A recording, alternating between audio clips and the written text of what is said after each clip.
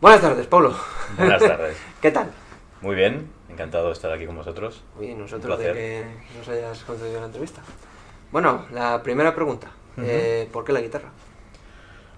Bueno, la verdad es que es una buena pregunta, ¿no? Realmente yo comienzo a trabajar o a pensar en el tema de un instrumento muy pequeñito. Mi familia, mi padre, mis tíos, pues siempre han sido como muy musicales, ¿no? Por llamarlo de alguna manera. Y bueno, siempre ha habido una pasión por la música y todo lo que engloba los aspectos musicales, ¿no? Y bueno, hubo un momento en mi vida en el cual, pues, después de esta primera efervescencia de comenzar a vivir la música en la familia, pues tenía un primo que vivía 2 pisos más para abajo mío y bueno, comencé a escuchar pues Guns N' Roses, Bon Jovi, grupos de este estilo. Tenía unos 12 años así y bueno, yo creo que eso fue lo que hizo un poco explotar el decir, wow, me encantaría tocar la guitarra, ¿no? O sea, la típica figura del Guitar Hero, ¿no? Sí, correcto. O sea, Slash, Rich Sambora y gente de los 80 realmente fueron un poco los que me hicieron comenzar a pensar en el instrumento, ¿no? Y a partir de ahí, pues nada, al poquito tiempo, lo recordaré toda mi vida, el primer sueldo que pude ganar ayudando a mi padre, echándole una manilla, pues me compré mi primera guitarra. Ah, o sea, que fue directamente tú con tu dinero y... Sí. A ver, era relativamente pequeño, pero bueno, de alguna forma mi padre quería hacerme valer lo que costaba un poco, pues lo duro que era ganarse el dinero y bueno, más o menos con lo que pude sacar, más lo que un poco él me ayudó, pues compré mi primera guitarra, que realmente era muy barata, ¿no?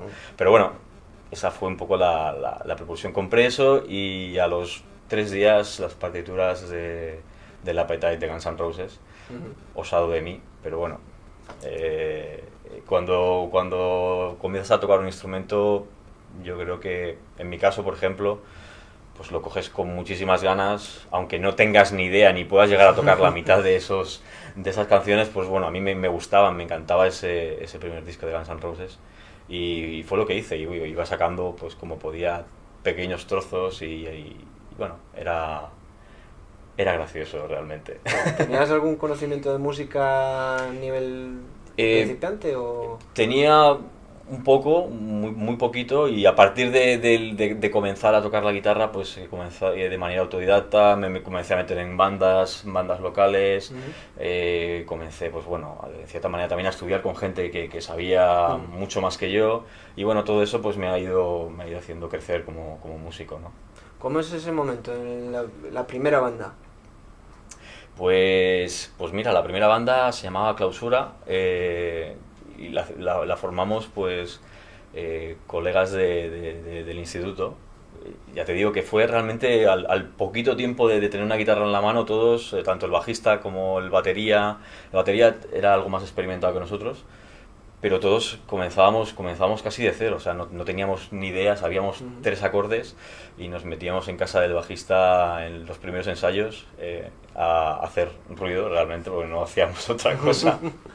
Y bueno, ahí empezó un poco todo y bueno, a partir de un poco la experiencia y cuando vas con el conocimiento también del instrumento, pues vas creciendo también, compones tus primeras canciones de 3 acordes y poco más. Bueno, es gracioso, a mí me resulta gracioso escuchar algunas de esas grabaciones antiguas porque tienen tela. ¿Ha sido algo siempre inherente a ti, digamos, ese impulso creativo de sacar cosas propias? Sí, siempre. Tengo muchos amigos que se dedican que son músicos y que tocan pues en orquestas o son músicos de otros artistas y a mí personalmente yo respeto todo ese mundo, esa gente que se dedica a eso, pues por supuesto, lógicamente, hay que musicazos tocando con cantidad de artistas, pero a mí siempre me ha gustado, o siempre he estado soy muy cabezón y siempre he estado pensando en lo mío, en lo que yo hago, en mis composiciones, y en llevarlas o que la gente las pueda llegar a ver, ¿no? Y bueno, en eso estoy, en eso siempre pues he intentado luchar, ¿no? Por ello. Ahora nos centramos un poquito más en el tema compositivo. Después de esa banda, ¿cómo sigue la cosa? Pues bueno, con esa banda hacemos un par de EPs y al poco tiempo de la disolución del grupo pues formamos con un compañero, un amigo mío que se llama David Segado, que formó parte luego de Inmune en su primera etapa, y Joaquín Sánchez formamos Ainsof, que era un grupo más en una onda más posiblemente más progresiva, por llamarlo de alguna forma, más, bueno, algo más un poco más moderno. La verdad es que también Joaquín, que era el cantante y también guitarrista, bueno, hay que reconocer que ha sido una buena influencia tanto musical por absorber tal vez pues otro tipo de bandas que yo no escuchaba por aquel entonces y meterme en otros estilos más de pues, grupos como Tool y más a la onda alternativa, ¿no? Más en una onda alternativa, progresiva o como quieras llamarle. Con Insof hicimos grabamos un EP, hicimos algunos conciertos y dejamos colgado un segundo disco que al final porque bueno, por un poco las distancias también y un poco como se iban produciendo otras cosas en mi vida musical, pues lo dejamos un poco aparcado y siempre es algo que comentamos y que tenemos en mente volver a hacer algún día algo juntos porque nos gustaba mucho el proyecto. Y a nivel teórico musical, ¿te metiste por esa época a estudiar algo de armonía, por ejemplo? Sí, estuve, bueno, de forma autodidacta y luego con algún amigo que se dedicaba a nivel de profesorado y demás, sí que me metí un poco en ello, de forma básica realmente, y bueno, yo creo que también musicalmente o como músico yo he ido evolucionando de una forma muy autodidacta, ¿no? Leyendo mucho, viendo muchas cosas, bueno, ahora con internet también, sí. Claro, cuando yo empecé a tocar la guitarra no había los medios que hay ahora, ¿no? Pero la verdad es que nos da, bueno, nos ha dado la posibilidad ahora de acceder a depende qué tipo de libros o de acceso a teoría musical que antes era como más complicado, ¿no? Y bueno, lo que pasa es que bueno, realmente yo creo que es algo que está ahí, que tienes en tu cabeza, ¿no? Y que bueno, que va saliendo o fluye cuando estás componiendo, cuando comienzas a trabajar en un nuevo disco y demás, ¿no? Comienzas a ver un poco pues todo el tema de teoría musical y demás. Pero bueno, soy bastante visceral en el aspecto compositivo, ¿no? Y ya pasando un poquito más al tema práctico, no eres cualquier guitarrista, eres zurdo. Y además un zurdo que reconoce su condición de zurdo y toca con guitarras de zurdo. Correcto. ¿Cómo es eso? Pues mira, pues desde el minuto número 1, ¿no? Cuando yo entro en la tienda de instrumentos, yo la verdad es que no tenía ni idea. O sea, yo entro en la tienda y yo entro y digo, quiero una guitarra. Pero claro, yo era zurdo, entonces no, es que ni lo pensé. Había una guitarra, que es esta guitarra que tengo aquí, que esta fue mi primera guitarra, una Aria, que bueno, con el paso del tiempo ha sido modificada y que ahora simplemente tengo guardada. La verdad es que la he probado de conectar esta mañana y veo que está sin conectar las pastillas y demás, pero bueno, esta fue mi primera guitarra. Yo entré en la tienda y dije, bueno, para mí era normal, yo entendía que era normal ser zurdo, ¿no? Yo la verdad es que no lo pensé, ¿no? Entré, me la llevé y claro, una vez que comencé a tocar la guitarra con este instrumento, pues al poco tiempo, pues a los escasos 6-7 meses, pues se me quedó como pequeña la guitarra, ¿no? En plan de que tenía bastantes problemas de afinación, es una guitarra muy sencilla. Y nada, de aquello que pasas a decir, ostras, pues voy a comprarme un instrumento mejor, porque también en ese momento comenzaba en mi primer grupo a funcionar y comenzábamos a hacer algunos conciertos y claro, es un instrumento que no era muy estable, ¿no?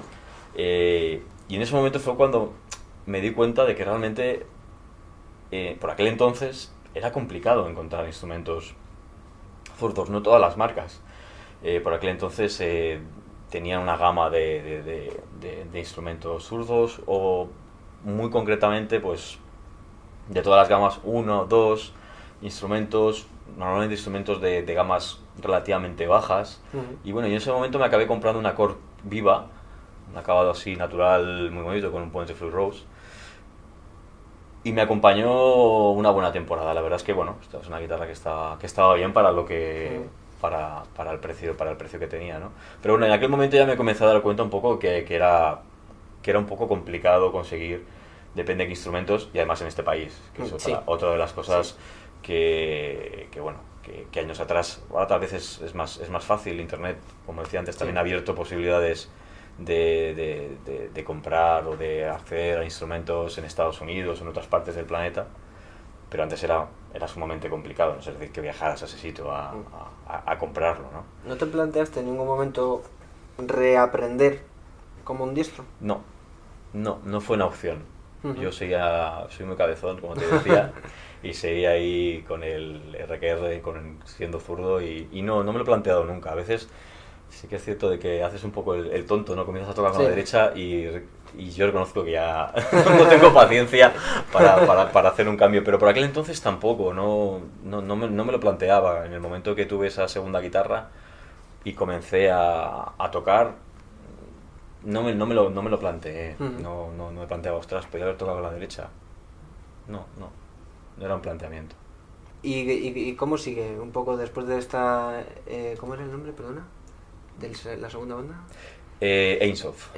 Después de Aimsoft, ¿qué viene? Pues después de Aimsoft, estuve un tiempo pues haciendo cosas así, un poco demos personales, comenzando a trabajar en material propio, sin muchas pretensiones de buscar una banda, ¿vale? Comencé a hacer mis propias composiciones. Y bueno, en ese momento apareció un poco en escena Carlos, que es el actual batería de Inmune, con un proyecto que se llamaba Sátrapa, que era su banda de Uruguay, con la que había hecho muchas cosas tanto en Sudamérica como en Estados Unidos, y él estaba viviendo en Barcelona. Y bueno, la verdad es que coincidimos, hablamos, ellos buscaban un guitarrista. Comencé a tocar con ellos, se hicieron algunos conciertos. La verdad es que el proyecto no funcionaba mal. En ese momento nos quedamos sin vocalista. Ya había entrado en ese momento David Segado, ¿vale? Que es el que fue bajista de Inmune, y comenzamos a trabajar a modo trío un poco, pues bueno, parte con esas composiciones que te decía de que yo había comenzado a trabajar y tenía parte de material que íbamos desarrollando juntos. Y en ese momento pues apareció, saliendo de un concierto de Alter Bridge, saliendo del concierto me encontré a Morty, el cantante de Inmune.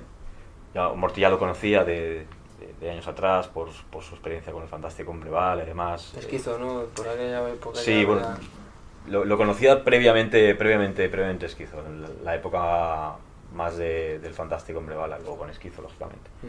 Y bueno, habíamos coincidido en varias ocasiones en sitios y demás, nos conocíamos, pero no, él sabía de que yo tocaba la guitarra y demás, pero bueno, no había habido posibilidad de colaborar, ¿no? Y en ese momento, ese día, él me comentó, ostras, pues estoy comenzando a trabajar en un proyecto. Él se había justamente, Esquizo se había separado, y en ese momento pues comenzamos a hablar un poco, ¿cómo estás? No sé cuánto, y me comentó esto, que estaba comenzando a trabajar en unas canciones pues en una onda, pues una parte electrónica, pero con guitarras un poco más duras, y bueno, quedó ahí un poco ahí en nada, y al poco tiempo pues hablamos por teléfono, comenzamos a compartir material, hicimos algunos ensayos, y bueno, la verdad es que la cosa había feeling. Estuvimos como 6-7 meses un poco preparando tanto cosas que él tenía compuestas como material nuestro, y de ahí surgió el primer disco de Inmune. ¿En ese momento erais solo vosotros dos con músicos detrás, digamos, o ya erais banda? ¿Nosotros dos a qué te refieres? ¿A Morty y tú? Bueno, la banda con la que comenzamos a trabajar todo eso era David y Carlos, Vale. que formaron parte luego Sí. de Inmune, sí. De alguna manera coincidimos todos con Morty para comenzar a trabajar en el nuevo proyecto. Y entonces tú siempre te has dedicado a la música en sí. Quiero decir, si te has ganado la vida con ello. No me gano la vida haciendo música, la verdad. Yo es algo que realmente mucha gente te pregunta, mucha gente incluso que la ves haciendo conciertos en salas muy grandes, le preguntan, y la verdad es que en este país es realmente complicado vivir única y exclusivamente de la música. En Inmune, por ejemplo, todos tenemos actividades complementarias o actividades que están relacionadas con el mundo de la música o con el mundo audiovisual, ¿vale? Estamos un poco todos dentro de este ámbito, ¿no? No puramente relacionado con el mundo del rock o con hacer giras para vivir de ello, pero sí dentro del mundo de la música, el mundo audiovisual, el mundo del cine, el mundo un poco esto, ¿no? O sea que de alguna forma estamos metidos en ello. Hay otros grupos, otra gente, pues que no sé, el guitarra tiene un estudio de grabación, pues otro se gana de vida haciendo, aparte de dando los conciertos con su banda, pues hace clases de guitarra, cosas de este estilo. O sea que de alguna manera todos, como está el panorama musical en este país, es realmente, pues bueno, tenemos actividades complementarias para seguir adelante, ¿no? con los proyectos. Tener en cuenta de que para nosotros es un proyecto el cual nosotros tenemos una agencia de management, tenemos un soporte grande, pero a su vez es un proyecto que controla la banda y que es autoproducido, y de alguna manera todo el tema de control tanto de gastos como de ingresos y demás está generado o controlado por la propia banda, ¿no? Entonces, bueno, te da unas ventajas el hecho de poder sacar al mercado también un poco el producto que tú quieres, y bueno, te permite controlar más el resultado final de lo que tú quieres hacer, ¿no? Tanto a nivel de videoclips, como a nivel de música, como a nivel de todo, ¿no? ¿Y se puede preguntar a qué te dedicas tú, aparte de Inmune? Pues yo me muevo en el mundo audiovisual, en el mundo del vídeo profesional, del cine. ¿Has estudiado una carrera de audiovisuales? Telecomunicaciones. Bueno, de alguna forma es lo que decimos, ¿no? En este ámbito, en el momento en el que empiezas a crecer tanto musicalmente como intelectualmente, pues bueno, yo he intentado siempre hacer cosas que me gustan, tanto a nivel musical como a nivel de mi propio trabajo, ¿no? Y bueno, yo creo que lo he conseguido, ¿no? Pues entonces eso es lo importante. Sí, está muy bien. Y bueno, vamos a centrarnos un poquito en cómo compones. ¿Cómo es tu approach, como dicen en América? Pues yo la verdad es que me ocurre de una manera normalmente bastante espontánea. Yo en casa suelo estar siempre, tengo una guitarra muy cerca, una o dos, y como yo digo, ¿no? Siempre tengo una guitarra para hacer gimnasia, ¿no? De aquello de que estás para arriba, para abajo, para arriba, para abajo, para arriba, para abajo, y siempre vas probando cosas, van saliendo riffs, y cuando hay algo, en ese momento cojo la grabadora del teléfono, grabo, aunque sea sin conectar la guitarra, o sea, la idea para acordarme de ese momento de esas pequeñas ideas, ¿no? Luego ya están cosas como más centradas en ponerme delante del ordenador y afrontar un poco pues esas pequeñas ideas que he ido haciendo, o comenzar a trabajar una canción de cero. Muchas veces también lo que ocurre, y más estando en banda, es que hay un poco poco pues una composición a nivel de los 3, 4, 5 componentes que están en el grupo, ¿no? En nuestro caso, pues la verdad es que nos apoyamos todos bastante y en mi caso con Inmune, con Morty, pues él también tiene muchas ideas a nivel vocal, a nivel de melodías y, ostras, probamos esto, probamos lo otro y siempre es un poco una ayuda aparte de lo que tú traigas montado de casas. Un poco mi forma de trabajar es esta, ¿no? Luego más tarde te pasa que te pones a analizar lo que has hecho. Sin duda, siempre. Y incluso como los clásicos o tópicos de cuando has grabado un disco, sales del estudio y decís, ostras, esto ahora lo hubiera hecho de otra manera, ¿no? Pero yo creo que es normal, todos evolucionamos, ¿no? Evolucionamos de hoy para mañana como de hoy para de aquí 2 años, ¿no? Yo creo que es muy importante de que haya ese afán por seguir creciendo, ¿no? Y continuar con un poco lo que te gusta y seguir experimentando cosas, ¿no? Y bueno, sí, es así, ocurre. Sí. Entonces veo que tú siempre has sido rollo banda, ¿no? A tope. Sí.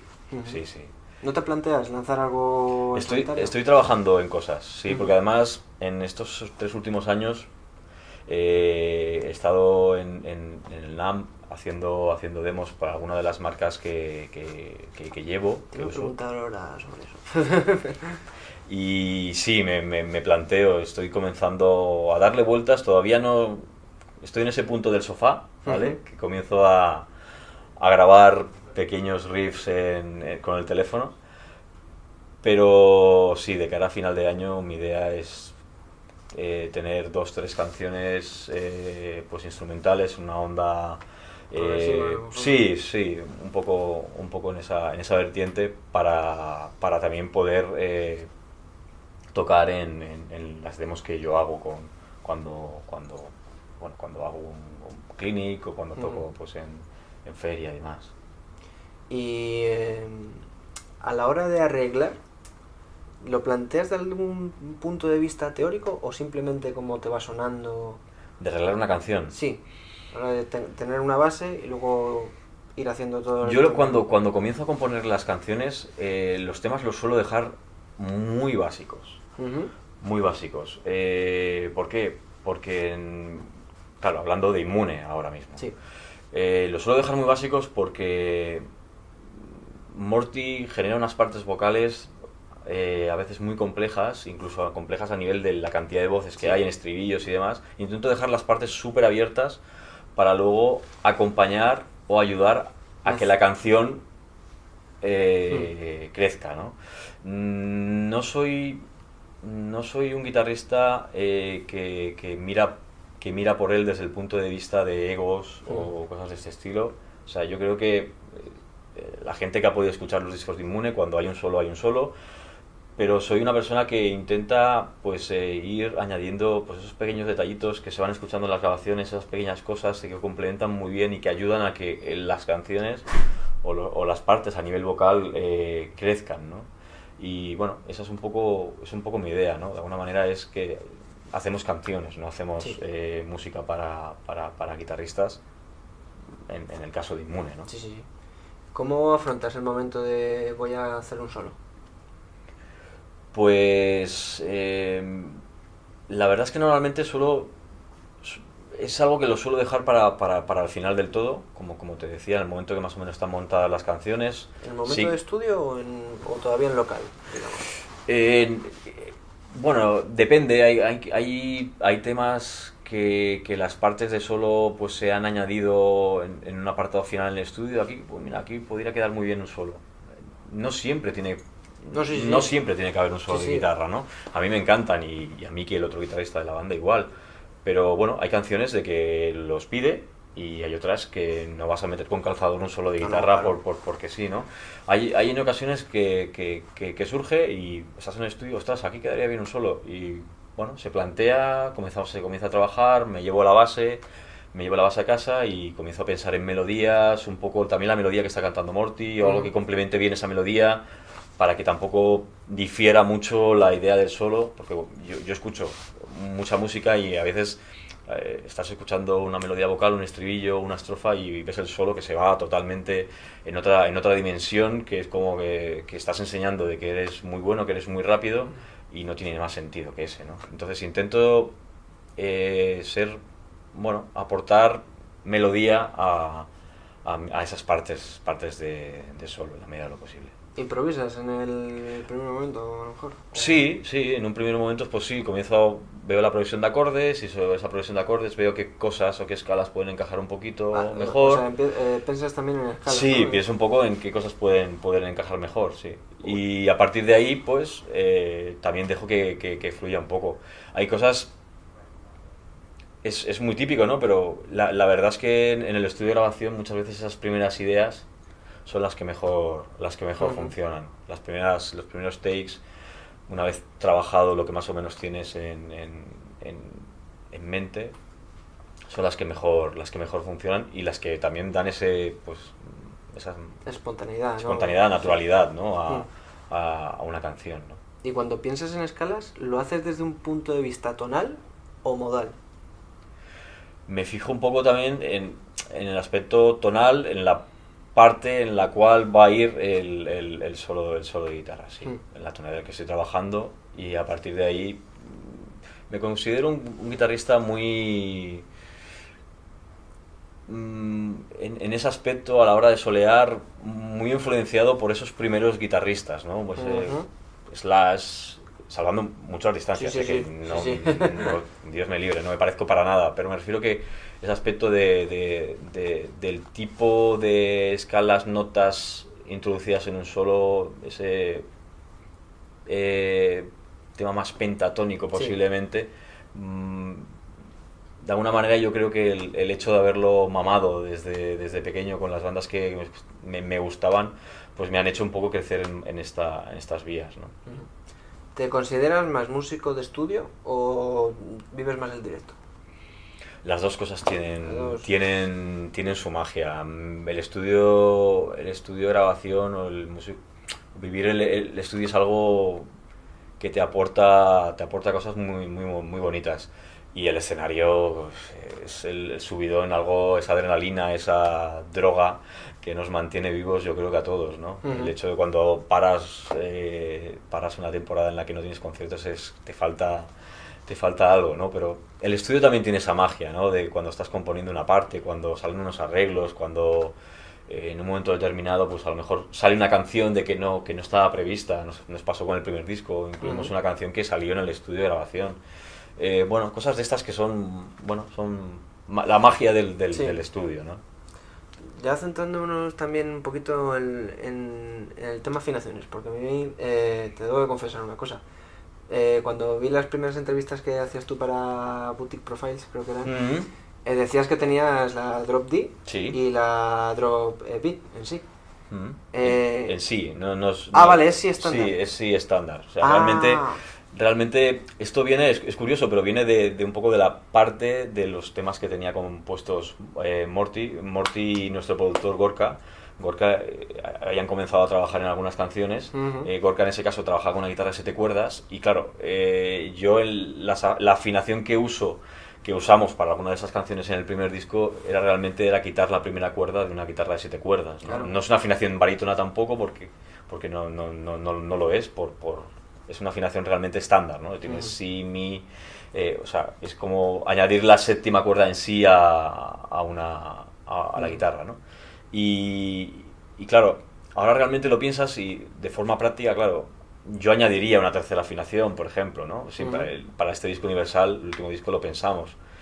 Pero claro, luego hay que pensar también de que las cosas hay que llevarlas al directo y en muchas ocasiones, claro, el hecho de, yo normalmente suelo llevar guitarra principal, backup, llevo 4 guitarras normalmente, entonces ya eso me haría necesario llevar 6 guitarras porque son afinaciones que tampoco son demasiado compatibles en muchos casos. Pero yo, por ejemplo, hago lo mismo, sí.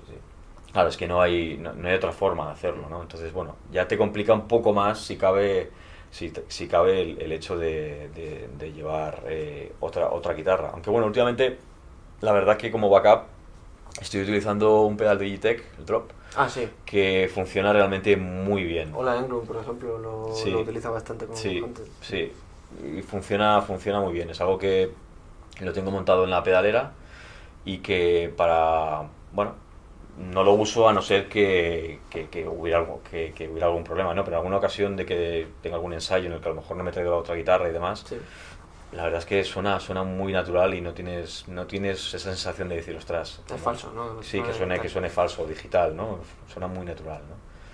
Entonces, bueno, intento un poco equilibrar el tema de utilizar muchas afinaciones. Hay muchos grupos que me gustan que utilizan a lo mejor 5, Alter Bridge. por ejemplo. Alter Bridge es un grupo que utiliza muchísimas afinaciones, ¿no? Creo que lleva Tremonti por lo menos 10 guitarras en cada bolo. Sí.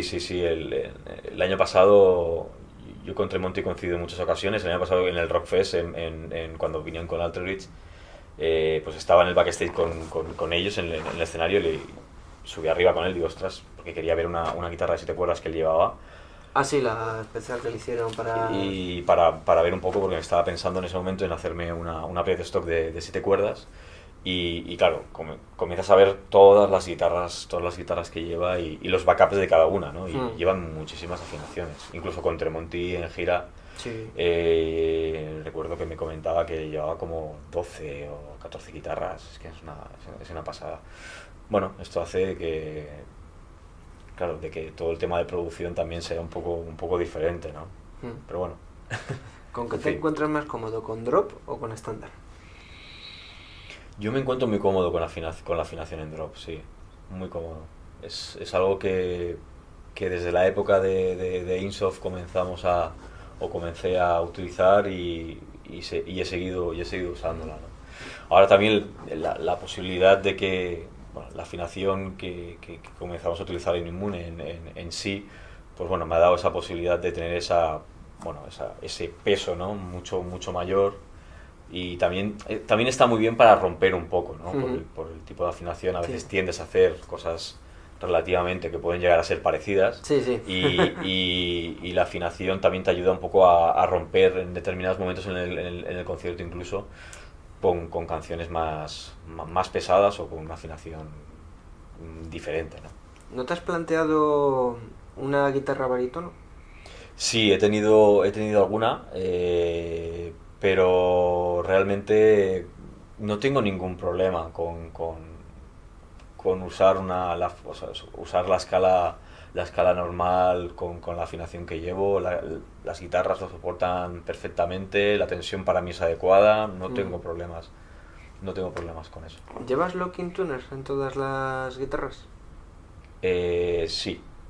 Eso puede ser también un factor, ¿no? Para la hora de la afinación, porque en las afinaciones graves es más complicado. ¿Te refieres a la estabilidad de la afinación? Claro, la estabilidad.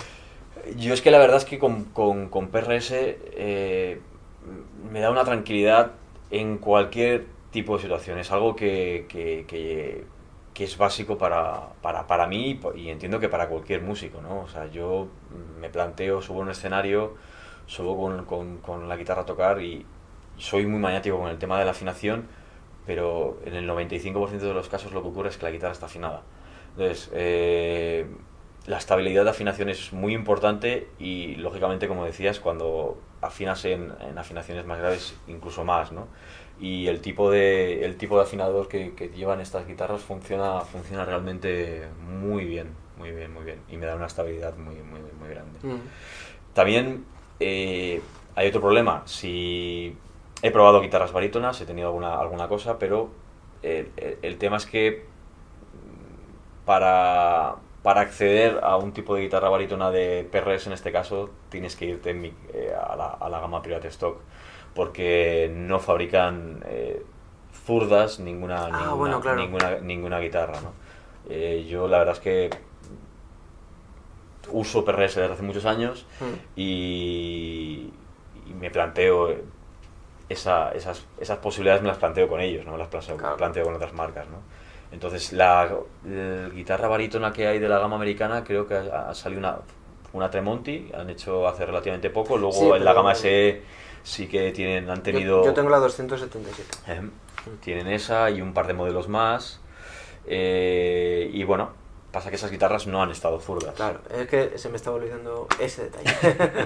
Incluso había hecho una prueba de un modelo SE hacerlo zurdo también. Lo que pasa es que la estabilidad del instrumento, por la propia escala, es como complicada, cabeceaba un poco la guitarra. Y realmente no me hace falta, o sea, me funciona muy bien con la escala normal, no tengo problemas. ¿Cuándo, vamos a meternos un poquito en PRS, cuándo aparece PRS en tu carrera? Pues yo siempre he sido muy fan de la marca. Tal vez incluso desde pequeñito, cuando veía a Mike Oldfield tocar con esa guitarra que no sabía qué era, que tenía esos pájaros en el mástil. Es que además siempre ha sido como muy misteriosa. Yo también veía y no sabía qué marca era. Sí, claro. Por aquel entonces, claro, Paul Reed Smith estaba comenzando de alguna forma, ¿no? Estaba comenzando con él, Santana y músicos de este estilo, ¿no? Entonces, bueno, tuve la posibilidad, como te decía antes, en el momento en el que Internet aparece y me pude permitir comprarme una. La verdad es que me la tuve que comprar en Estados Unidos porque no me quedó más remedio, porque no había distribución aquí. La distribución era un poco extraña. Luego PRS tuvo unos años que dejó de fabricar guitarras zurdas. Ahora lo que van haciendo son cada 2 años normalmente cada 2 años una pequeña edición limitada de algunos modelos. Por aquel entonces, en 2004, Paul decide dejar de fabricar y claro, las guitarras zurdas previas a ese año se vendían a precio de oro. Mi primera PRS fue una McCarthy del año 99, que fue el primer año de fabricación de PRS de guitarras zurdas. ¿Puede ser la Gold Top que tienes? No la tengo ya. No la tengo. Esa es una McCarthy, de la que tú hablas, que me encanta. La verdad es que las McCarthy son unas guitarras increíbles. Posiblemente es lo más parecido, aparte de una single cat ahora, a lo que es una Gibson. Claro, hombre. Por el tipo de cuerpo es un poquito más ancha, el mástil también. Además que la hizo, Paul la diseñó en homenaje a McCarthy. Correcto. Entonces, al haber trabajado con Gibson... Pues... Sí, es una guitarra que el otro día lo comentaba con José Chaure de PRS, en una presentación. Lo comentaba con él que me resulta impresionante o increíble un poco el sonido que tiene la propia guitarra de serie, con las pastillas McCarthy, con amplificadores de alta ganancia. Suena realmente impresionante. Me gusta mucho también esta combinación a veces de mezclar pastilla de baja ganancia con amplificador de alta ganancia. Pues la verdad es que la definición también que te da muchas veces una pastilla de esas características, luego tocando con alta ganancia, está muy bien, define muy bien acordes. Para solos es un sonido realmente muy bonito, muy cremoso, y me gusta mucho, ¿no? Y esa fue la primera PRS, y de ahí, pues bueno, la verdad es que claro, cuando tocas una, el problema es volver a tocar otra cosa que no sea eso, ¿no? Yo he tenido muchísimas guitarras, por suerte. He tenido la suerte de que han pasado muchas y he probado muchas cosas de muchas marcas, y la verdad es que para mí no hay nada que se parezca ahora mismo a PRS. Nada. Es que ni en sonido ni en feeling. Ni en sonido, ni en feeling, ni en robustez de la guitarra, y como te decía antes, es una guitarra que en directo no te va a dejar tirado nunca. Y para mí yo creo que eso es fundamental. Ir con el nervio de, uy, ostras, que ahora no va a afinar, que ahora no sé qué, ahora no sé cuánto. Para mí es muy importante esa tranquilidad. Y luego en el estudio, la confianza que te da instrumentos de esta gama, ¿no? Con Gorka, nuestro productor pues ha sido productor de todos los discos de Inmune. Lo comentábamos muchas veces, ¿no? Que son guitarras que a la hora de hacer incluso capas, cuando estás haciendo muro de sonido, como yo le llamo, distorsión y demás, funcionan muy bien con todas esas capas adicionales que estás haciendo, ¿no? No hay esas disonancias a lo mejor, o el hecho de los quintajes también ayudan mucho a que esto se mantenga todo en su sitio, y que el sonido realmente suene todo como ahí súper equilibrado, ¿no? Esto es algo que no es fácil de conseguir, y además con muchas guitarras diferentes. O sea, tú ahora mismo puedes coger otra guitarra, otro fabricante, y a mí me ha pasado, ¿no? De coger una y decir, ostras, esto es increíble, coger del mismo modelo de otras series, como decir, ostras, pero ¿qué ha pasado de esto a esto? ¿No? Hay muchas diferencias, es lógico, las maderas y demás, pero con PRS en este caso lo que me ocurre es que tengo como una estabilidad o una línea, un listón realmente alto que de ahí no baja, ¿no? Entonces me da esa tranquilidad, ¿no? Y de ahí, pues bueno, fui comenzando. Era difícil, muy difícil por aquel entonces conseguir guitarras zurdas. En su momento pues hablé con el importador bueno, para decirles de que me encantaban esos instrumentos y que me encantaría formar parte de un poco del ser un artista de la marca. Y bueno, y ahí comenzó un poco todo, ¿no? A partir de ahí pues comencé a tener algunas de estas maravillas que he traído hoy, ¿no? ¿Y qué tal es ser de la familia PRS? Pues muy bien. Porque además, perdona que te corte, aquí en España no sois muchos. No, en España ahora mismo, como endorsers que estemos en la página de PRS Estados Unidos, somos Antonio Bernardini y yo. Por eso te iba a decir. Sí. Y además que se os ve que participáis activamente, tú en el NAMM, Antonio se ha ido al evento que hubo en Londres presentando las Limited Edition. Sí. Entonces, eso digo, que es difícil estar donde estáis vosotros. Sí, yo la verdad es que con todas las marcas con las que colaboro y con PRS en este caso, incluso hablando con las personas de relación con artistas de PRS, yo cuando creo en algo, pues lo promociono de forma natural, porque me gusta y porque sé que al resto de gente que pueda probarlo o que pueda llegar a acceder, pues le va a satisfacer de la misma manera que me satisface a mí, ¿no? Entonces, bueno, ellos cuidan mucho a sus artistas. Yo la verdad es que llevo 3 años yendo al NAMM a tocar allí y cuando les envías un correo electrónico, hey, que este año también voy, ostras, genial, Pablo, muy guay, te dejamos una guitarra para que tengas allí. El primer año que fui fue el año que me dieron mi primera private stock propia. ¿Fue encargada o fue como un regalo de ellos? No, fue esto es encargado. Esta guitarra la hicieron bajo un poco mis especificaciones. Además es curioso porque la fecha es muy, muy curiosa, ¿no? Es el 17 del 1 del 2017. Realmente la acabaron 3 días antes o 2 días antes de empezar la feria, ¿no? Y bueno, esta sensación de cuando abres la funda y ver un instrumento de esas características fue como wow, es impresionante, ¿no? La verdad es que el departamento de Private Stock hace cosas realmente alucinantes. En este caso, esta es una guitarra de la tapa, es de una única pieza, es el acabado Kilt Aquamarine. El modelo base es un modelo Tremonti. Sí, llevas las pastillas, además, las Tremonti. Sí, llevo las pastillas Tremonti porque en las guitarras que suelo usar en directo,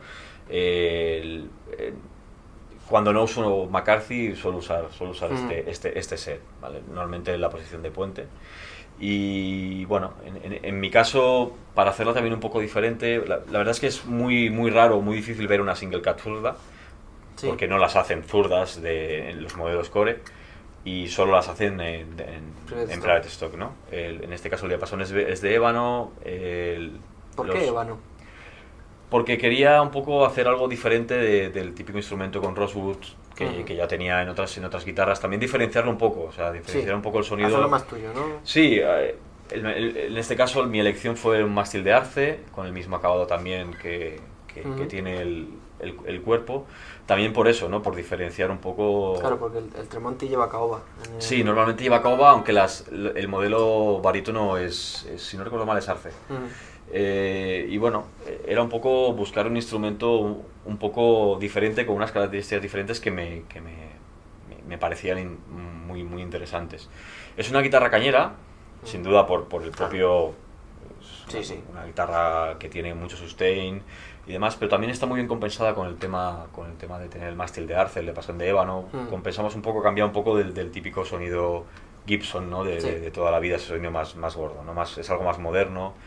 Y bueno, la verdad es que tuve la suerte de que me la dieran en feria. Además es que la necesitaba porque a los pocos días de volver grabamos un disco en directo en Bikini, en el cual pues la saqué en algunas de las canciones que grabamos ese día para lo que será nuestro próximo disco. Ujú. Y bueno, es una obra de arte, realmente estoy muy contento. Hacía unos días que no la veía y... Tantas tienes que no... Bueno, tengo unas cuantas, la verdad es que PRS estaré del orden de 15. Jolín, no andas mal, ¿no? Tengo varias guitarras y muy raras. Guitarras que fabricó PRS antes de 2004, modelos de la gama EG americana que eran muy raras zurdas, bueno, que me ha gustado de alguna forma buscar o coleccionar y tenerlas. Y la verdad es que tengo muchas guitarras, ¿no? Tienes también además una que la transformaste de diestro a zurdo, ¿verdad? Sí, De semicaja. sí. Tengo una hollow body que era diestra, que un luthier que trabajó en PRS hizo esta conversión, un luthier americano, que además vive muy cerca de la fábrica, hizo esta conversión que le cambió, le dio la vuelta, y aparte de darle la vuelta le hizo incluso arreglos de maderas Ujú. para que quedara como más simétrica y no cabeceara. Ah, es verdad que los cuernos Sí. no eran totalmente... Exactamente, como- sí, Ujú. sí, los dejó un poco más iguales, hay un trabajo impecable y la verdad es que es otra de mis guitarras ahora mismo favoritas. Ujú. Esta, bueno, la conseguí fue algo de segunda mano, la verdad es que tengo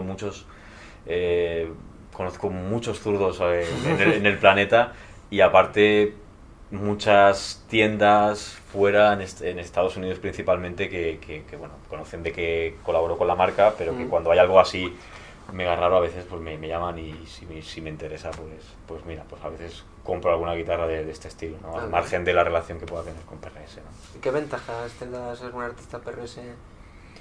Bueno, la verdad es que me da ventajas de acceder a ellos, o acceder pues en el caso de Paul Miles, para el tema del diseño de una guitarra, o bueno, estar cuidado como artista, ¿no? Como músico profesional, ¿no? Ujú. Te arropan de una manera o te ayudan en la medida de lo posible, ¿no? Aparte de la propia ayuda que tú le puedas otorgar a la marca, ¿no? Difundiendo un poco sus Claro, guitarras, ¿no? es un Enseñando. doble- Es una relación, sin duda, es una relación que tiene que ser mutua, ¿no? De yo doy, tú me das, ¿no? De cierta Claro. manera. Estoy, como te decía, muy a gusto, y vamos, ahora mismo no lo cambiaría, no lo cambiaría por nada. Es que, ¿conoces a Paul? Esto es una... Sí, Sí. hemos coincidido en algunas ocasiones, sí. Ujú. Y es que ya directamente viéndolo en entrevistas da esa sensación de que él mismo piensa que no es una marca, sino que es una gran familia y que... Sí, sin duda, sí, sin duda, y yo creo que también lo transmiten un poco en la manera que tienen de hacer las cosas, ¿no? Esto es así, ¿no? Su umbral de calidad, o el nivel de calidad que él está ofreciendo en los instrumentos Altísimo. es altísimo. Incluso yo le he escuchado decir, ¿no? De que mejora con los años, ¿no? De que Sí. cada vez es mucho mejor. Las primeras PRS de los 80, 90, las actuales, que han mejorado muchísimo tanto el diseño de pastillas como el de algunos componentes, tanto de hardware. Sí, es que él además nunca para de investigar. Exacto. No sé cuándo fue exactamente, pero cambió lo que tú dices, cambió el material de los puentes y de los afinadores. No sé cuál era antes, y los cambió por latón porque resonaban mejor. Sí, Y va buscando siempre que las maderas tengan el mismo tono, y que es alucinante. sí, cómo piensa eso. vamos, es un artista como la copa de un pino. Es un personaje mágico, ¿no? Sí. Es un genio loco. Sí, mola. Y realmente he coincidido pues 3 o 4 veces, y muy bien. La verdad es que, eso sí, a los zurdos nos tiene en consideración limitada, Ya, hombre. porque él ve que es un mercado pequeño, ¿no? Pero bueno, aún así la verdad es que no me puedo, no me puedo quejar. Y de las demás marcas, por ejemplo, con DV Mark, Deomark. ¿cómo llega ese momento de...? Pues la verdad es que fue un poco yo comencé a trabajar en un principio con Bogner, con el distribuidor que había aquí. Incluso, bueno, aún tengo alguno de esos cabezales con los que grabo los discos de Inmune, pero buscaba algo más, una relación como más cercana. Yo soy mucho de relaciones personales con las marcas con las que colaboro, y llevo o uso las cosas en las que creo. O sea, no llevo marcas en las cuales, o cosas que no me aportan nada, ¿no? Entonces, en ese momento, Mogar, que es el importador en España de Doemark, Javier Beltrán, que es la persona que lo llevaba en ese momento, me propone un poco el tema con Doemark. Probé uno de sus primeros cabezales de guitarra, porque, bueno, como sabes, Doemark viene de la parte de Mark Bass, de la parte de bajos. Es la parte de guitarras de la división de bajos que está extendida y sobradamente conocida, ¿no? La parte de guitarras tal vez es menos conocida, pero bueno, probé ese cabezal, la verdad es que me encantó. Lo usé en el primer disco de Inmune, lo usé en la grabación, y a partir de ahí la relación tanto con Mogar como con Ricardo o Sebo ahora en Doemark, pues ha sido siempre de gran familia. O sea, yo los veo y les doy un abrazo. Es gente que conozco de hace mucho tiempo, gente que está para ayudarte, que cualquier cosa que les pidas, a poco que esté en su mano, pues te van a ayudar. Y eso yo creo que es fundamental y muy importante cuando estás trabajando, cuando estás tocando, ¿no? Ahora mismo llevo en directo, uso Multiamp, que es un simulador. Te iba a preguntar que cómo fue el paso de analógico a digital. La verdad es que para mí fue una forma muy natural, ¿no? Comencé a trabajar con sus cabezales de válvulas. Bueno, sigo trabajando, o tengo algunos de ellos, pero sacaron el Multiamp hace algunos años, y me pareció una herramienta para el directo realmente impresionante, porque yo antes llevaba el cabezal, llevaba como 3 o 4 racks, una pedalera gigante, entonces era como me complicaba mucho el hecho de tocar en directo, ¿no? Y con el Multiamp lo que he logrado son 2 unidades de rack en las cuales tienes integrada todas las simulaciones de diferentes amplificadores suyos y no suyos, ¿vale? Es etapa de potencia, y suelo tocar con un gabinete con 2 cabinas de 4/12 en estéreo, con el Multiamp. Claro, me ha simplificado mi rack, que era así, pues ahora es así, y llevo una pedalera MIDI, una pedalera de Aclam un poquito más grande, sí, una pedalera MIDI, y llevo un par de efectos más, un wah-wah, un whammy y poco más, pero ya no llevo nada, no llevo ni delays, ni reverbs, porque todo va incluido en el Multiamp. Tengo entendido que sí que llevas un wah-wah, sí, un whammy y el de drop que estás diciendo ahora. Sí. Incluso ha habido épocas que he llevado dos wahs, siempre para los directos. Como te digo, me gusta ser bastante práctico. Uso wahs Morley. El Tremonti, si no sí, me equivoco. Tremonti, incluso en algunas épocas también el George Lynch, que es un poco diferente. Me gusta mucho el Tremonti por el hecho de poderlo usar un poco en esas partes rítmicas también, un poco como lo usa el Envase, ¿no? Que da ese puntito más a partes rítmicas, y aparte del hecho de que sea óptico, de que no tengas que pisar. A mí me resulta muy práctico. Yo lo ando pisando muchas veces así en plan, como en momentos determinados, como puntuales, y funciona muy bien. O sea, ya me he acostumbrado a eso, y volver a un wah convencional me costaría muchísimo.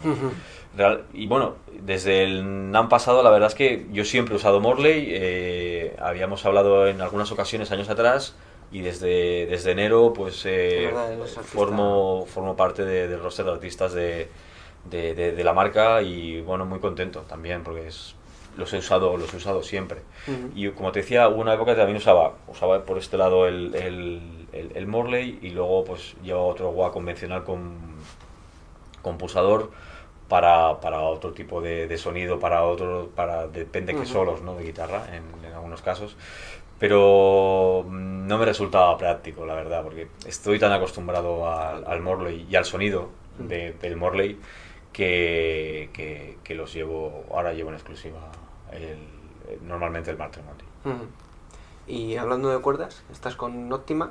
Sí. Yo la verdad que es una marca que no conocía hasta que me puse un poquito a investigar quién eras tú. ¿Cómo surge eso? Pues la verdad es que bueno, esto surge como hace cosa de 4 años más o menos, sí, aproximadamente. Yo era usuario de Enribol,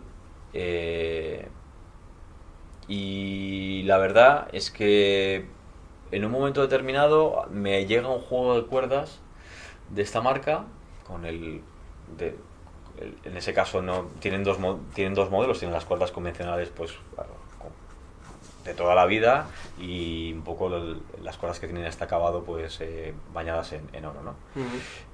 Y me quedé alucinado.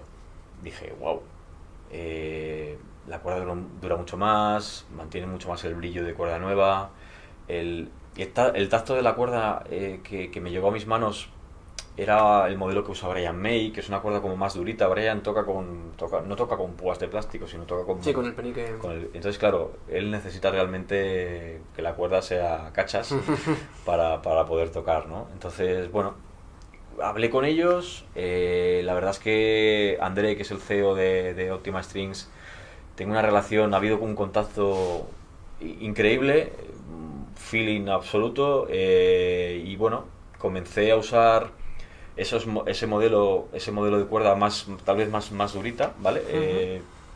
Al poco tiempo comenzó a desarrollar lo que le llaman MaxiFlex, ¿vale? Que son aquí las llevo puestas, que son estas, ¿vale? La cuerda es como más flexible, más tipo una cuerda convencional, pero con la durabilidad que da el hecho de que estén bañadas en oro, ¿no? Que estén bañadas en oro. Y yo la verdad es que no uso otra cosa desde ese momento, ¿no? El hecho de que tengan esta flexibilidad ahora, pues me van realmente muy bien. Cambias muchas menos cuerdas, es una cuerda algo más cara, lógicamente, pero también duran mucho más y no tienes el feeling de cuerda que tienen pues ese baño, que acaban luego dejando en la parte en la que tocas con la púa, que acabas dejando pues esas marcas del plástico, del material que usan para proteger la cuerda para que dure más, ¿no? Además no suenan igual que unas cuerdas de este estilo. Bueno, Pablo, vamos a centrarnos un poquito más en las guitarras que nos has traído aquí para ver. Cuéntanos un poquito. Bueno, esta es una edición limitada del año 2017. Es una Custom 24. Como ya se ve, se aprecia, el mástil es de arce, diapasón de arce, el cuerpo es de caoba. La verdad es que es un mástil realmente muy bonito. Pertenece a una serie que se llama Boot Library. ¿Esta es Boot Library? Sí, por los acabados tanto del top como de las maderas, ¿vale? Bueno, es una guitarra que me aporta un poco la posibilidad de tener un mástil de arce, que es algo que realmente es complicado para los modelos zurdos. Y bueno, da ese brillo que tiene un poco a diferencia del Rosewood o de otras maderas, ¿no? Es una guitarra muy cómoda, y que realmente me gusta mucho. Estoy comenzando a usar en los directos con el grupo. ¿Y qué pastillas montas? Ostras, esas son 85-15 si no recuerdo mal. No te lo puedo jurar, pero diría que sí, que son las 85-15. ¿5 posiciones? Sí. Sinceramente, ¿usas las 5? No. Yo en esta guitarra uso la posición de puente, normalmente uso la segunda posición y la posición de mástil. ¿La segunda posición por sonido? Sí. ¿Para alguna...? Para cosas que no muy distorsionadas, así un poco más crunchy, es la posición que uso. ¿Llegaste a probar las que tenían el selector...? Sí, tengo alguna guitarra con el selector de 5 posiciones rotativo. ¿Y qué opinas? No me gusta. No, a mí personalmente Da una paleta de sonidos realmente increíble, pero yo a las guitarras que uso en directo, hay guitarras que no, que las tengo con este selector, pero las que uso en directo se lo cambio por el de 3 posiciones, porque no me resulta práctico. Hay gente que sí, que le resulta práctico, pero a mí personalmente prefiero este, o sea, el cambio a este selector en este caso para mí está muy bien. ¿En qué afinación la llevas esta? Esta es Drop D. Sí, esta la uso en canciones del último disco como Sirenas, como Mira, cuando no la hago acústica. Cosas no demasiado cañeras. Las pastillas la verdad es que suenan muy súper equilibradas y me gustan mucho. Cuando no uso Tremontis, normalmente o suelo usar un poco las que vienen montadas de serie, como McCarthy en ese caso, o estas, la verdad es que suenan realmente muy bien. Y en algunos casos Lundgren también las llevo montadas en algunas guitarras que las llevo afinadas en sí. Vale, pues pasamos a la... Sí.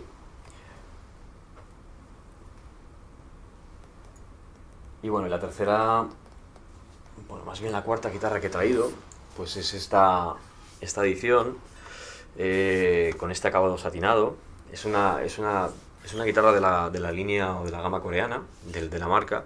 La verdad es que son guitarras que están realmente muy bien. Yo no había probado ninguna hasta el NAMM de este año, que me dejaron una para las demos que hacía. El acabado era así como más... no era este acabado satinado, esta es una edición limitada que han sacado hace relativamente poco para Europa. ¿Era roja la que...? Sí, era roja, sí. Y bueno, la verdad es que sorprende mucho el hecho, o a mí me sorprendió mucho el hecho de que mantiene toda la filosofía de lo que es una guitarra de la gama americana, con un precio mucho más equilibrado. En este caso, pues bueno, tenemos este acabado kill tan chulo satinado. El mástil aquí es de arce, el diapasón es ébano.